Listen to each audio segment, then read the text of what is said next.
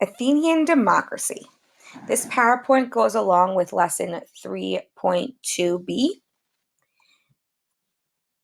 So right off the bat, let's take a look at your learning target. I will be able to explain the difference between a direct democracy and an indirect democracy. So you already know that based on your learning target, you're going to be looking for the differences between these two words or these two ideas, and that is most likely going to be what your exit ticket is about. So let's go back to the idea of what is a democracy. Many of you know that a democracy is something that we utilize today in the United States. The United States is a known democracy, so much to the point where the entire purpose of the Revolutionary War was to break away from a monarchy and to establish a government with more rights, more democratic rights.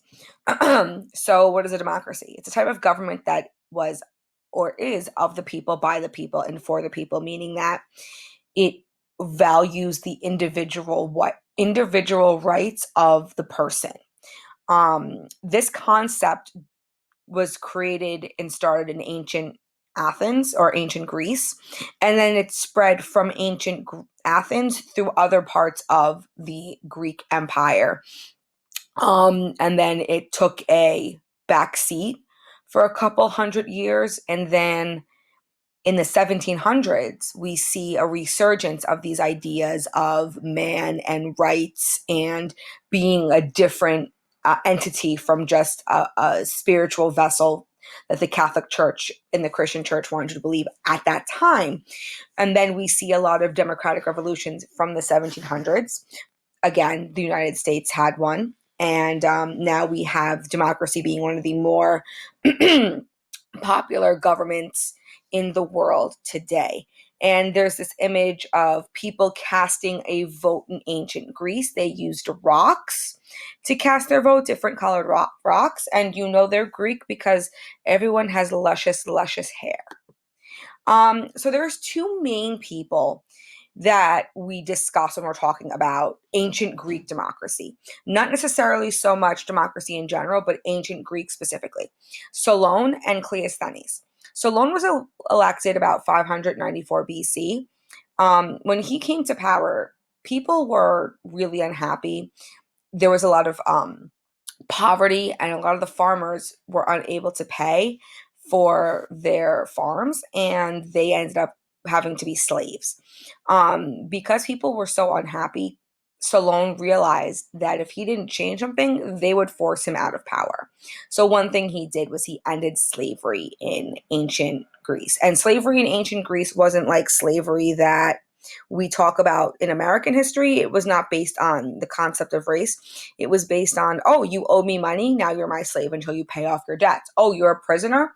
Instead of going to a jail, you were a slave until you paid back your debt to society. And Solon realized that monarchy may not be the best way to rule a area. So he ended monarchy. He didn't think that people should just get power because of who they were born to, which is obviously another thing that we try to avoid in modern times as well.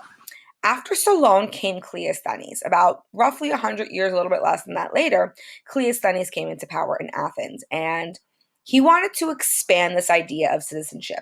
Just because you were a citizen didn't mean you could vote, and who was considered citizens was obviously very different than who was not considered a citizen.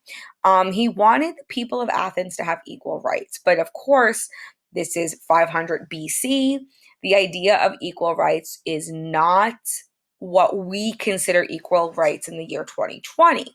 And still we are fighting for true equal rights in America amongst the different types of groups that are here between women and people of color, and of course the people that have been in power for many, many years, the white man.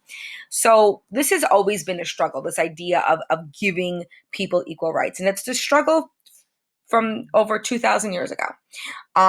So one thing he did is he created a legislative body. And when we say a legislative body, we mean like a Senate or a House of Representatives. And in Cleisthenes' time, he put random people in this House of